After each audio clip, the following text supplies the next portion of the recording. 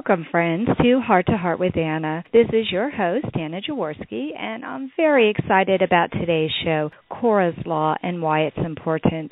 This is the 6th episode of Season 1, and this show originally aired on December 19th, 2013.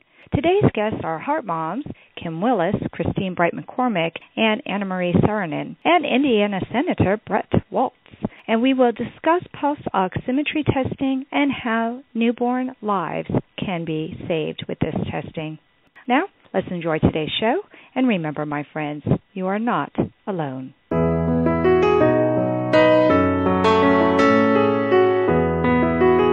Welcome to Heart with Anna, featuring your host, Anna Jaworski. Our program is a program designed to empower the CHD or congenital heart defect community. Our program may also help families who have children who are chronically ill by bringing information and encouragement to you in order to become an advocate for your community. Now, here is Anna Jaworski. Welcome to the 6th episode of Heart to Heart with Anna, a show for the congenital heart defect community. Our purpose is to empower members of our community with resources, support, and advocacy information. According to the Centers for Disease Control and Prevention website on pediatric genetics, congenital heart defects account for nearly 30% of infant deaths due to birth defects. In the United States, about 7,200 or 18 per 10,000 babies born every year have critical congenital heart defects, or CCHDs. These CCHDs are coarctation of the aorta, double outlet right ventricle, detransposition of the great arteries, Epstein anomaly, hypoplastic left heart syndrome, interrupted aortic arch, pulmonary atresia with intact septum, single ventricle, total anomalous pulmonary venous connection, tetralogy of Fallot, tricuspid atresia, and truncus arteriosus. Babies with CCHDs usually require surgery or catheter intervention in the first year of life. CCHDs can potentially be detected using pulse-oximetry screening, which is a test to determine the amount of oxygen in the blood and the pulse rate.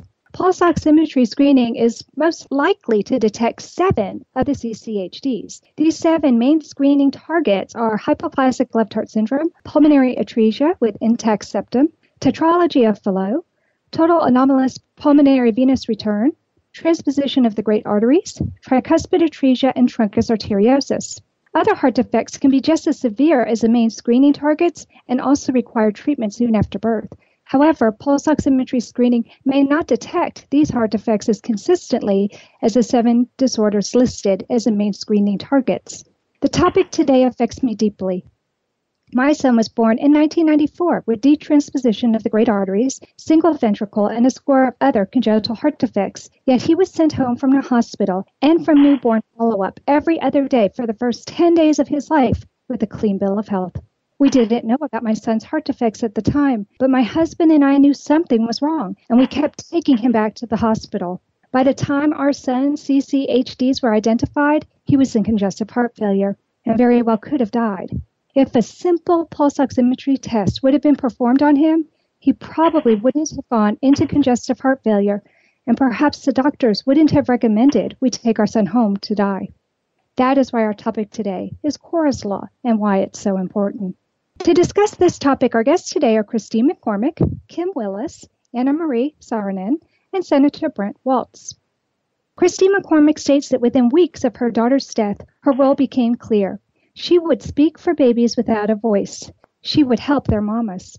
Kristine has been a proud advocate of newborn health since 2009. Her focus has largely been on newborn heart screening or pulse oximetry. She successfully advocated for legislation in her home state of Indiana, which made pulse oximetry law in April 2011. She has helped other parents in other states work to make pulse oximetry the standard of care practice in their states, as well as through her grassroots organization, PulseOx Advocacy. Kristine's current interests are screening for congenital heart defects before and shortly after birth, newborn screening, and any issue that affects the health of infants from conception through the first year of life. Kim Willis is a 32-year-old mother of 3 little ones. She currently works full-time as a sales assistant to a financial advisor. Her children are her life: Brooklyn, 9, Ethan, 7, and Caden, 17 months, who also has hypoplastic left heart syndrome. They live in Indiana. Kim had no idea of what congenital heart defects were or that they even existed until June 15, 2012. Caden was born June 14, 2012. He seemed very healthy, and the first 24 hours were normal. Kim inquired a few times about his cold blue feet, but was assured that that was normal for newborns. It had been 5 years since she had had a newborn, so she accepted their answer. They were set to go home about noon, but then it was required for pulse-oximetry screening to occur, and their plans changed. Because of the results of that test, the doctors realized something was wrong. That one test changed everyone's lives in Kim's family. We will meet Annamarie Saarinen, mother to a daughter with a congenital heart defect, and Indiana Senator Brent Walz later in our show. Thank you, Kristine and Kim, for being on the show. Thank you so much for having me. Yes, thank you for having us. Okay, good. So welcome to the show. Kristine, I was wondering if you could tell us about Cora and how her life and death have changed your life. Thank you, and I just want to start before I get into Cora's story by again thanking you so much for doing this program and for doing the show and all the shows you've done for the congenital heart defect community. It's a great resource. So I'll dive into Cora's story now. We're in the anniversary time now, so it's a pretty hard time because Cora was born on November 30th, 2009. And I'd had an extremely healthy, normal pregnancy, and I had a normal labor and delivery. Everything was great. Every doctor's appointment was just a few moments, which is always a good thing. When you're pregnant, you know that everything's going good. And so I gave birth to her, fast forward to November 30th, 2009. And she came out crying and screaming and looked perfect. And if you've seen her picture, in which I think a lot of people listening probably have, she just looked a picture of good health. She was a big baby. She was nearly 9 pounds.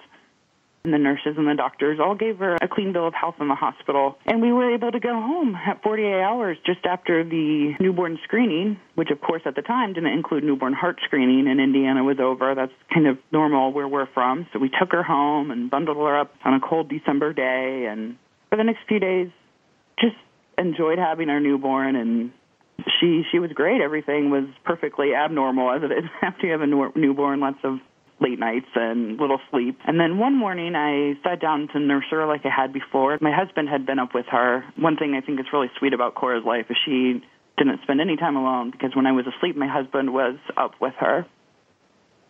And I started to nurse her, and he jumped in the shower really quick, and everything was fine. He got out of the shower, and he walked over, and I remember him stroking her cheek and saying something like, "She's so cute." And then he began to walk back to the chair that was just a few steps away, and I just looked up, just like you might look up when somebody's walking across the room, just a few seconds. My eyes were diverted, and I remember telling him that I loved him, and I think he said, "I love you too." And then I looked back down and just couldn't quite register what I was seeing because the newborn that had been so healthy and was given a clean bill of health was limp in my arms and not breathing and a sickly gray color, and it just didn't register right away in my mind. But it was a matter of seconds that it did, and I jumped up and told my husband to call 911, and I just remember him saying, "What?"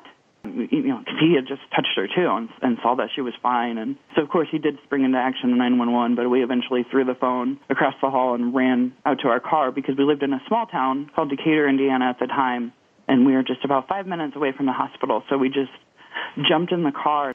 The car was frosted over, so to see, he put his head out the window to drive all the way to the hospital, and we got her there within definitely under 10 minutes from when she stopped breathing, but probably more like 5. And despite their best efforts, Cora was dead, and I had no idea why. Of course, I blamed myself. She'd been in my arms, so I just kept on screaming, "What did I do?" And the doctor just gave me a funny look like, "We don't know what you did. Like, well, what's going on?" And then actually, after they figured out that I was just like, what could have gone wrong? What did I do wrong? They were really compassionate, and the coroner came over, and we had to walk through everything. And then I was bawling as I'm walking through this scene just hours after it happened, and she called me a couple of days later with the preliminary results of an autopsy. Of course, it takes quite a few months to get the official autopsy, but I was so distraught she wanted to give me some kind of an answer, and she said that it was congenital heart disease. And I remember hanging up the phone and rushing over to tell my husband, and just, this sounds weird, but I was actually not happy, but I was just a little relieved that we had an answer. I thought we would never have an answer, or that it would be something that I did, and I didn't know how I could live with myself like that.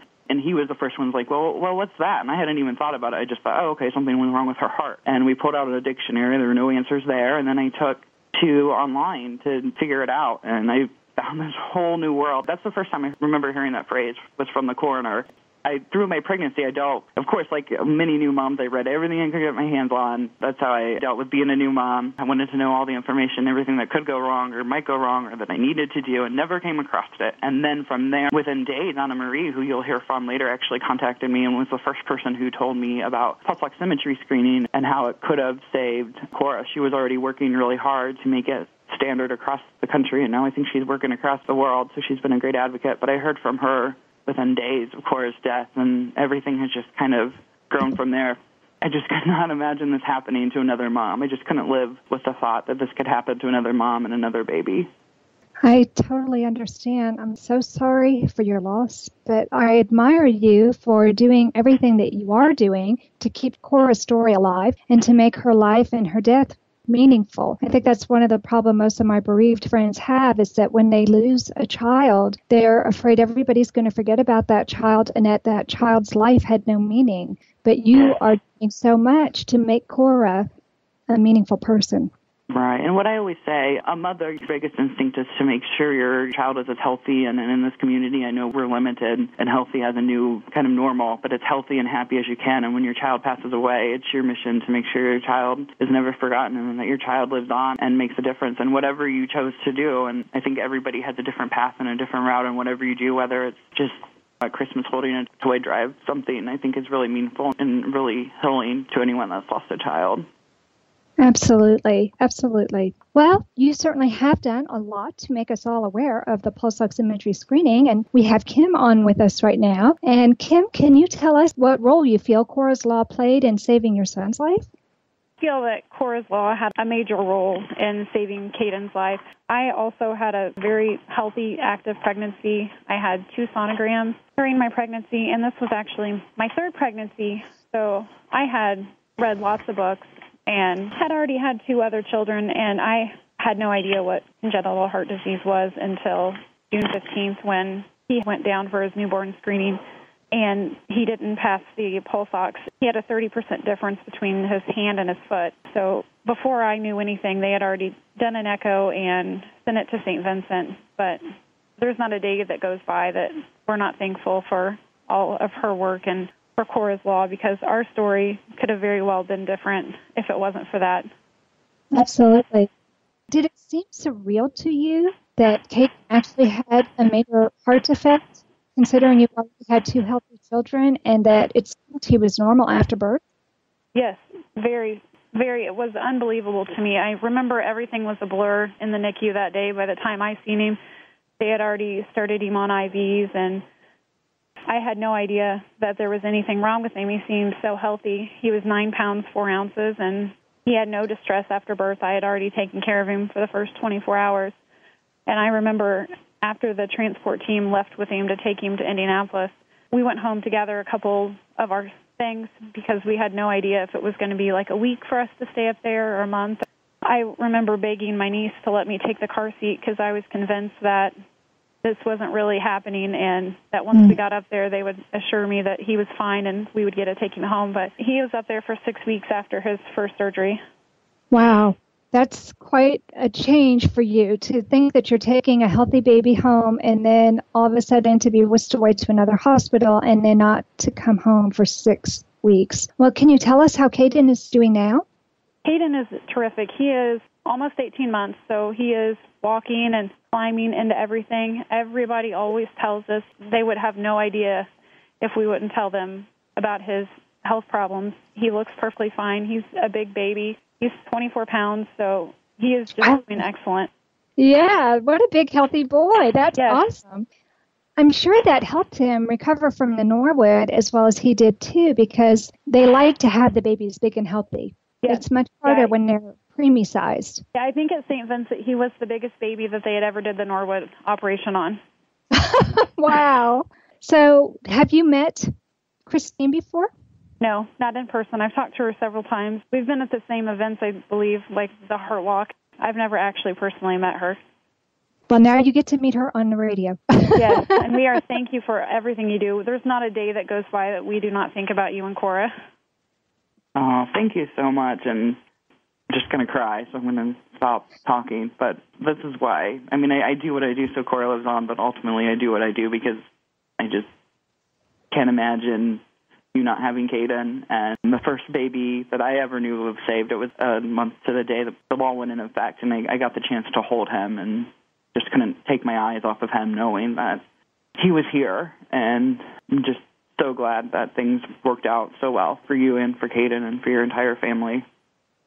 Yes, thank you so much. We are very thankful. Well, I knew we were all going to cry during this episode, but I know. I definitely had tears in my eyes as Kim was talking. It's amazing what one little girl has been able to help do as far as bringing awareness to this topic. I want to thank you so much, Kristine and Kim, for sharing your story and for helping us to see why Cora's Law is so important and how it's affected your lives. Now it's time for a commercial break, but don't leave yet. Coming up, we have another mother of a child with a congenital heart defect. Find out how this mom on a mission started a campaign that would be picked up all across the United States. Find out how and why she did it when we return to Heart with Anna.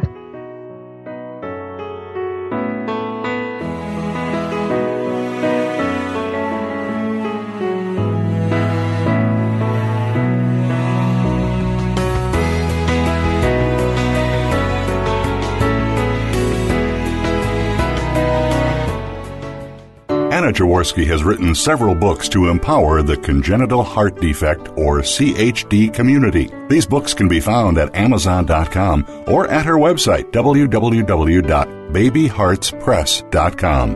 Her bestseller is The Heart of a Mother, an anthology of stories written by women for women in the CHD community. Anna's other books, My Brother Needs an Operation, The Heart of a Father, and Hypoplastic Left Heart Syndrome, a handbook for parents, will help you understand that you are not alone. Visit babyheartspress.com to find out more. Anna Jaworski has spoken around the world at congenital heart defect events, and she is available as a keynote or guest speaker for your event. Go to hearttoheartwithanna.com to learn more about booking Anna for your event. You can also find out more about the radio program, keep up to date with CHD resources and information about advocacy groups, as well as read Anna's weekly blog. Anna wants you to stay well connected and participate in the CHD community. Visit hearttoheartwithanna.com today.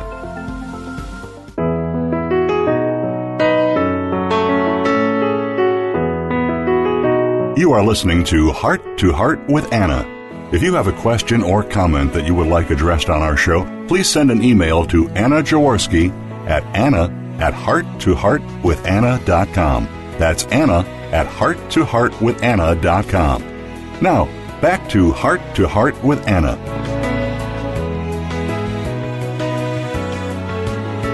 Welcome back to our show, Heart with Anna, a show for the congenital heart defect community. Today we are talking with Kristine McCormick, Kim Wallace, Annamarie Saarinen, and Indiana Senator Brent Waltz. We just finished talking with Kristine McCormick and Kim Wallace about how Cora's Law came to be and how it has already saved the life of Kim's youngest child, Caden. Now we will turn our attention to Annamarie Saarinen. Late on a cold December Minnesota night in 2009, Annamarie stumbled across a blog post asking for readers to wear pink in honor of a little girl named Cora. She snatched her baby out of her crib and took a photo of her. She had stumbled across the blog while searching for other families dealing with congenital heart defects. Her daughter had been born just 6 months prior, and Annamarie's experience of discovering her daughter's heart defect after birth transformed her into an advocate for families whose babies were not diagnosed in utero. She read about a screening method for newborn heart defects and decided to help coordinate a pilot program for pulse-oximetry screening of newborns at University of Minnesota and Platt's Children's Hospital. She sent Kristine a photo and a note about her newborn screening plan, and she continued telling Kristine about how important Cora's story was and how hard she was working to prevent other families from experiencing Cora's fate. We'll meet Indiana Senator Brent Waltz in our next segment. So welcome to Heart with Anna, Annamarie. Thanks for having me. Well, I'm so happy to have you on the show. It seems to me that your experience was very similar to Kristine's and Kim's, and that your daughter's heart defect was not diagnosed in utero. Can you tell us about your daughter's birth and what transpired until the point of her diagnosis? Sure. It is fairly similar in that I had a rather uneventful pregnancy. Things went very well. I was sort of a high-risk mother. That might be a little bit different because I was 40 years old. So I had had several level 2 ultrasounds, which mean they're special ultrasounds that take a very close look at the heart around the 20-week period, but one slightly later, one slightly earlier. And of course, given all the assurances that everything checked out and looked great. So we had a beautiful little girl that we were ready to bring home on the third day. And the rounding pediatrician had heard a murmur on day 2 that we were sort of given some reassurances that they were very common in newborns. And indeed, they are very common in newborns. It's part of the transitional circulation that babies have from coming out of the tummy and breathing air. But checking that at the 1-week well visit was sort of the standard protocol, and that's what we were aiming to do. But as it turns out, there was an echo cart, so a large echocardiogram machine that's brought between hospitals, between the community hospitals where I live and the larger academic health center in Minneapolis, that had been at that community hospital earlier that day to evaluate another baby, so to do an echocardiogram on another baby, and the pediatrician had heard about that. So just as a precaution, she thought, oh, well, it's here, the tech is here. Let's have a quick look at this little baby, and that way I can go home with peace of mind and we're all good. And that's sort of how we went into the echo with her. And an hour later, there was a cardiologist standing in our doorway telling us that our baby was in profound heart failure and needed to be moved to an ICU immediately. Wow. Wow. So everything seemed to happen so fast. What was her diagnosis? Well, in those first hours, the best diagnosis we could get is heart failure. I mean, they didn't know specifically why she was in heart failure. They just knew there was something not working right. The blood was flowing between the 2 chambers, upper and lower chamber, the way it shouldn't be. And her heart was, by x-ray, about 3 times the size it should have been. So we're talking about 6-pound, 9-ounce baby. She was a little bit smaller than my other children. And that heart is about the size of a walnut, maybe even slightly smaller than that. So it's very tiny. But seeing how much of her chest cavity that it was taking up even at 48 hours when they took the x-ray was startling. I still have the x-ray to this day, and it's a shocking thing to look at when I put it in presentations and such. But it would take many days, actually, in the NICU before we got a formal diagnosis. Even after that kept evolving a little bit. Ultimately, what it ended up being was severe mitral valve regurgitation, which means she had a defective mitral valve. It wouldn't open and close properly. So that's why that blood kept flowing kind of loosely between the upper and lower chamber. And then she, at 1 week old, was diagnosed with something called Wolff-Parkinson-White syndrome, which causes sort of spontaneous tachycardia. So it's the same as an adult. We say tachycardia is when the heart rate is very elevated. In a baby, they call it SVT, and supraventricular tachycardia, where the heart rate will just jump from what's a normal rhythm to about 300 beats a minute, so almost like a hummingbird, and they'll need to shock it back into rhythm. So at its worst, that was happening about 24 times a day, and that was obviously making her defective mitral valve even worse of a situation than it might have been without it. But either way, she would have been dead within days of being discharged from the hospital. Wow. So did she have surgery within days of birth instead? She did not. We were very prepared to do that, however, after she was transported to the first hospital, which had the neonatal intensive care unit. At the point at which that tachycardia kicked in, they transferred us across the river at the time to what was the children's hospital. We now have it all on one campus here. That happened about a year after Eve's experience. But back then, we had to move her a second time, which was also really a difficult transport, even though it was only 15 minutes away. She started having seizures. I mean, just prepping these tiny babies for transport is a very difficult thing, which is why one of the pieces of what I work on is so much into early detection and the right detection so that you can reduce unnecessary transports, but ensure that babies are brought where they need to go on the first pass at other instances. So, but in this case, we were being moved so that she could be very near the surgeon, which was important at that time because she may not have made it through that weekend. So unfortunately, she she did, and we were able to keep her heart functioning on a cocktail of about 9 different medications for about a 2-month period before those started just not being effective anymore, and we knew we needed to get her on the surgical calendar. So at about 3.5 months of age then, she had the first surgery for ablating that electrical pathway that was causing the arrhythmia, and then 5 days later had her open heart surgery at 3.5 months old. So is it Eve that you took the picture of when you read about Cora wanting for people to wear pink? Yes, of course. She was already in bed. It was quite late that night, and I remember going upstairs to grab her out of her crib, and which normally I would never do, is wake a sleeping baby, but I felt really compelled to show my support for Kristine and recognize her loss. It's just so profound that because this is a preventable loss, and I couldn't imagine what she was going through. And we didn't know that 4 years ago that would start a long friendship and an alliance working on this important issue. I have so much respect for her. Well, Eve looked absolutely beautiful in that photo. You did a wonderful job. Did you have any idea that that photo would become like Cora's voice? Well, it certainly hasn't to the degree that beautiful pink ribbon photo of Cora has, but between Kristine and I every year, we commemorate the start of our friendship and our work, I think, with that photo. And of course, I had no idea. And there were many, many photos being posted at that time to support what would become a local, national, and now international effort to ensure that no baby leaves the hospital with undiagnosed heart disease and that no mother finds out about a congenital heart defect from the coroner the way Kristine did.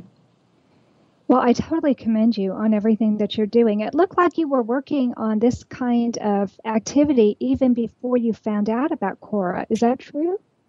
Oh, yes. We started just a couple of months after Eve's surgery. So in the summer of 2009, our pilot team was being put together with the hospital, so the clinicians there, and then the Minnesota Department of Health. So it was the first pilot ever launched in conjunction with the State Department of Health to explore this as a population health screening tool. So to start gathering data, proving efficacy around the screening.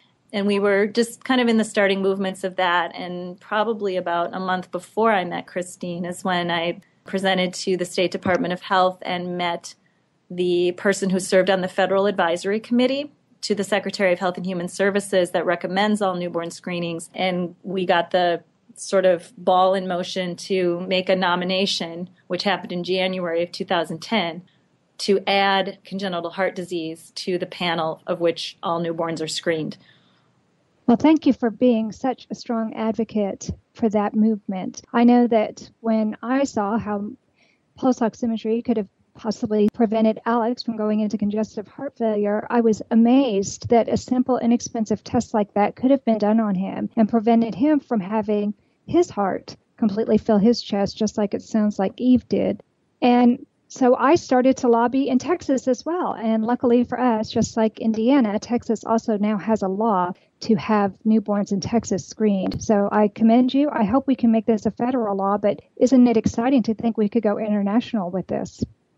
Yeah, it's been really exciting. I mean, in the U.S., our process is a little bit different. We have these federal recommendations and then still require state-by-state implementation. So it's a lot of work, but by policy standards, it's really moving quite quickly. I mean, by the middle of this year, you should know that we'll have jumped from 30% of the newborns in this country being screened to well over 75%. And the remaining 25%, that'll happen. It's just sometimes it takes another year, sometimes it takes 24 months, but in terms of a full-scale implementation, it's gone pretty quickly. And then understanding globally that just in the time that we've been talking this hour, that 150 more babies are being born with congenital heart disease. And the earlier we can detect that disease and help them, the better their outcome. So it truly is a movement that has a lot of strength behind it. And thanks to a bunch of people working together, yourself included, good things are happening. Well, thank you so much, Annamarie. It's been quite an experience just listening to you and what you went through with Eve, but also how you've turned around, befriended Kristine, and how you're keeping Cora's story alive with the work that you're doing. I want to thank you so much for coming on this show and for sharing your experiences. And unfortunately, it's time for us to stop and take a break for a commercial, but don't go far. Stay tuned, because you'll find out how one little baby affected a senator's heart and how he not only became an advocate for newborn screening, but how he also put a name to a new law that has a chance to save countless lives when we return to Heart with Anna.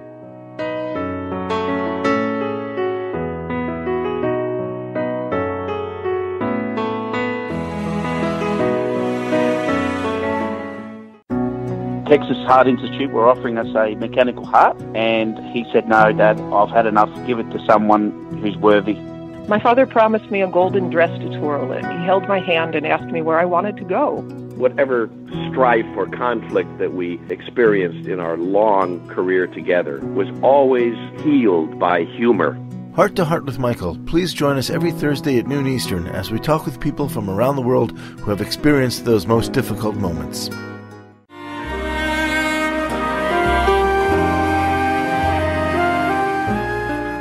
Tonight Forever by the Baby Blue Sound Collective. I think what I love so much about this CD is that some of the songs were inspired by the patients. Many listeners will understand many of the different songs and what they've been inspired by. Our new album will be available on iTunes, Amazon.com, Spotify. I love the fact that the proceeds from this CD are actually going to help those with congenital heart defects. Enjoy the music. Home Tonight Forever.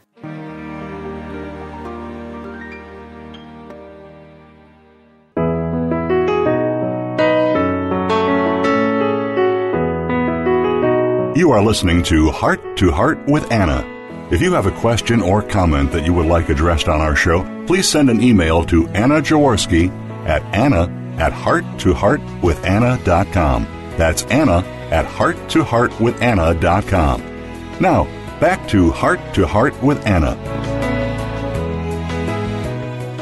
Welcome back to our show, Heart with Anna, a show for the congenital heart defect community. Today, we are talking with Kristine McCormick, Kim Wallace, Annamarie Saarinen, and Indiana Senator Brent Walz. We've heard the stories of three mothers who have experienced what it's like to have a child born, expecting a perfectly healthy baby, only to be told otherwise. In Kristine's case, the news came after an autopsy.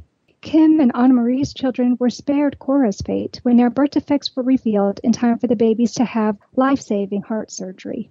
Now we'll meet a man who doesn't have a child with a heart defect, but who has a heart of gold himself. Brent Walz is an Indiana state senator and Indianapolis businessman.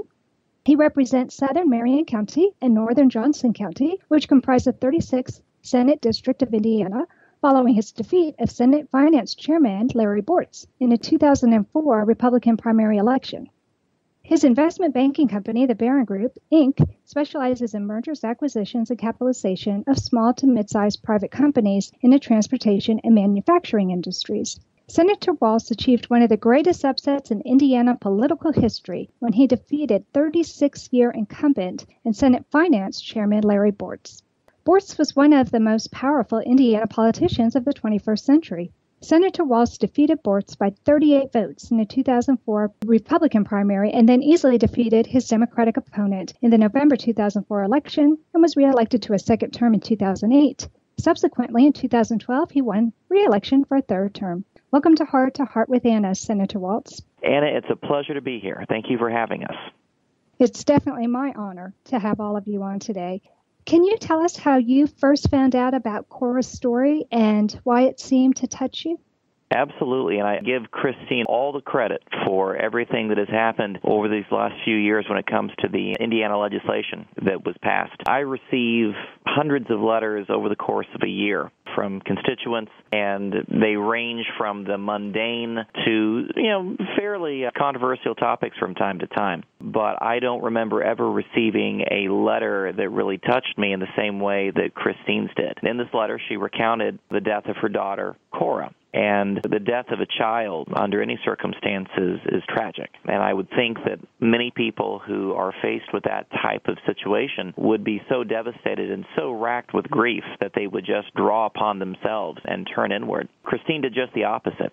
She looked out and thought that this was something that needed to happen, pulse-oximetry screening that would protect the lives of hundreds, if not thousands, of Hoosier children who might otherwise be placed at risk and die in the years ahead. And she did not want Cora's loss to be in vain. So she advocated, both with me, which obviously I agreed to immediately, and then with other lawmakers in both the House and the Senate of the state of Indiana, and we got this law passed, Cora's Law. And what this essentially does is mandate pulse oximetry screening occur for all newborns born in the state of Indiana. It's a very inexpensive test and, of course, saves lives. And I've calculated somewhere between 30 to 50 Hoosiers are alive today as a result of Kristine's efforts. And to have played a small role in making that happen is certainly my greatest legislative achievement. It's just an honor to have played a small role in this process.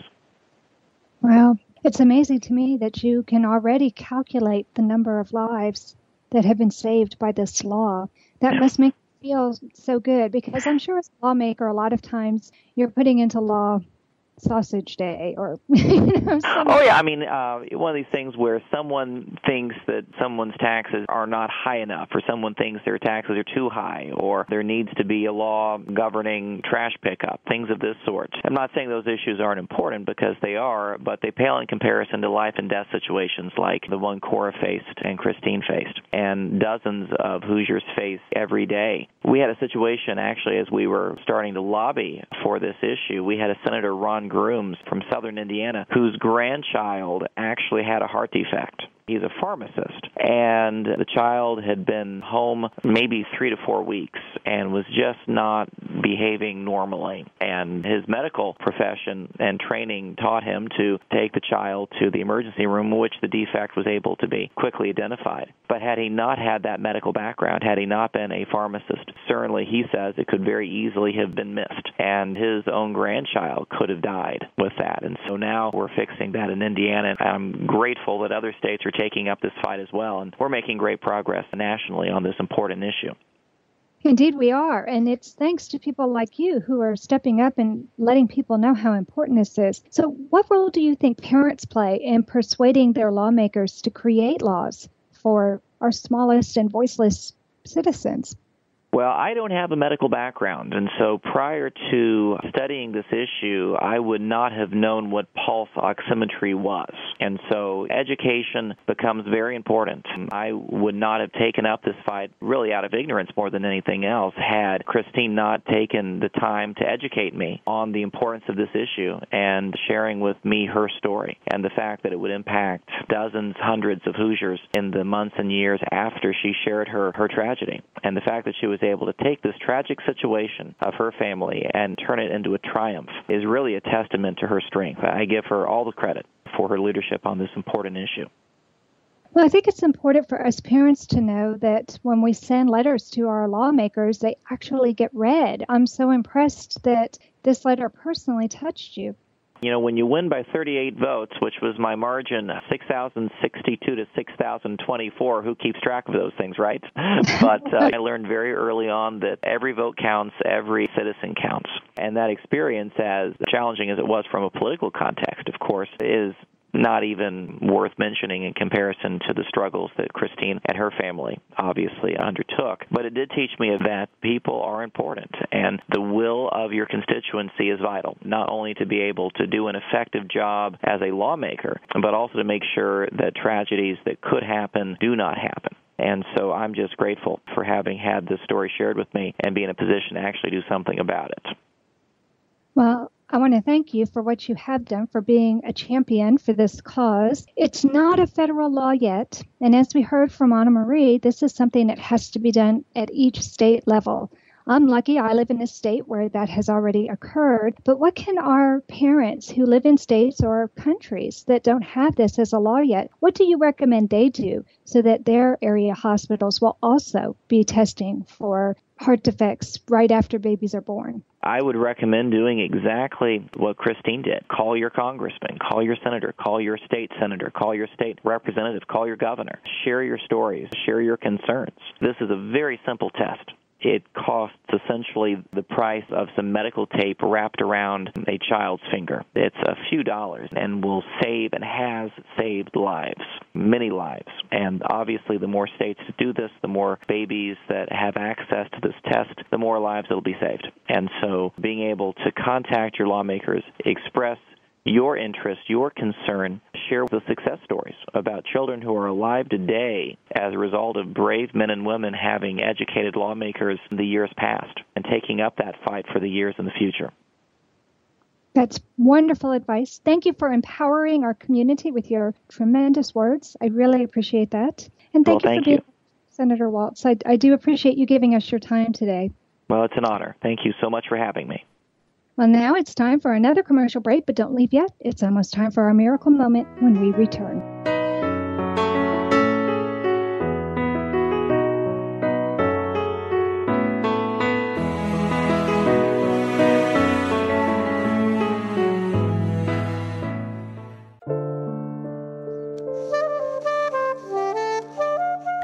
Heart to Heart with Anna is a presentation of Hearts Unite the Globe and is part of the HUG Podcast Network.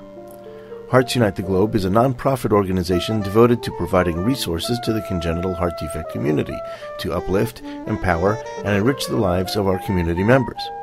If you would like access to free resources pertaining to the CHD community, please visit our website at www.congenital-heart-defects.com for information about CHD, the hospitals that treat children with CHD, summer camps for CHD survivors, and much, much more.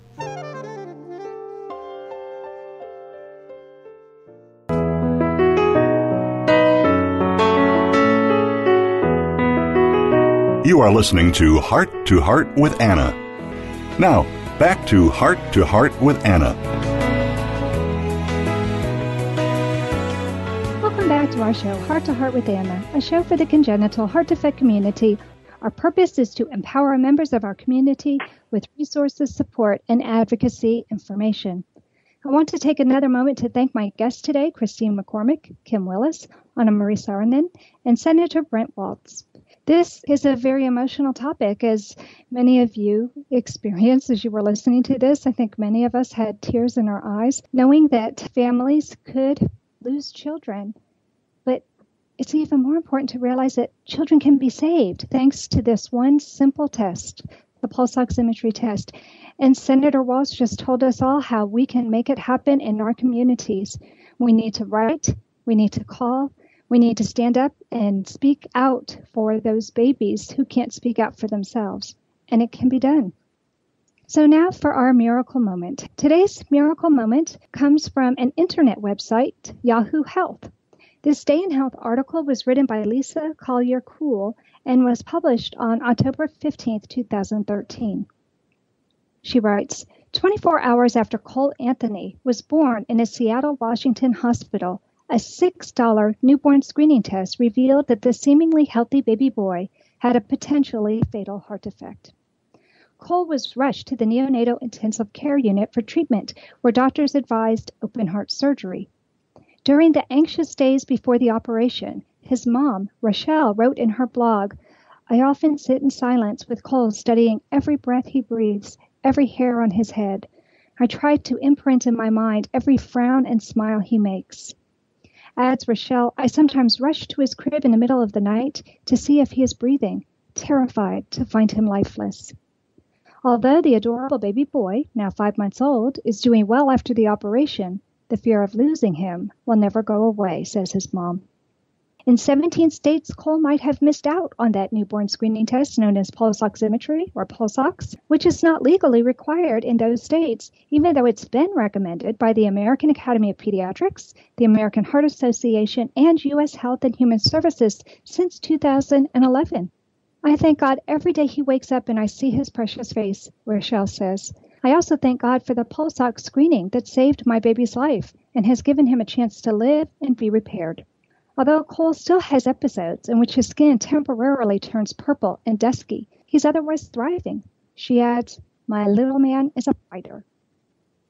This screening, which is on the government's recommended panel of newborn tests, adds $6.28 to the cost of newborn care, according to a 2012 study published in Pediatrics, and checks for congenital heart defects, the most common birth defect in infants. The test involves wrapping an adhesive strip similar to a Band-Aid attached to a sensor around a baby's hand or foot to measure the percent of oxygen in the blood. A below normal level can be a warning sign of a heart defect, says Dr. Ian R. Holzman, Chief of Newborn Medicine at the Mount Sinai Medical Center. Maybe as many as 40% of babies with critical congenital heart disease are not detected during the first days after birth when they are undergoing normal testing in the newborn nursery. Dr. Gerard Martin, a pediatric cardiologist with the Center for Heart, Lung, and Kidney Disease at Children's National Medical Center, told WTOP News.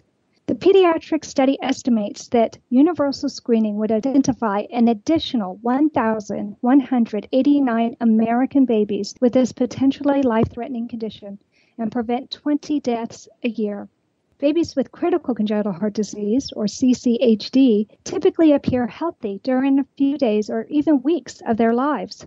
Without early detection and treatment, says Dr. Holzman, a week or two after birth, babies with CCHD typically turn blue and develop such symptoms as rapid breathing or being unable to breathe and swallow at the same time during feedings.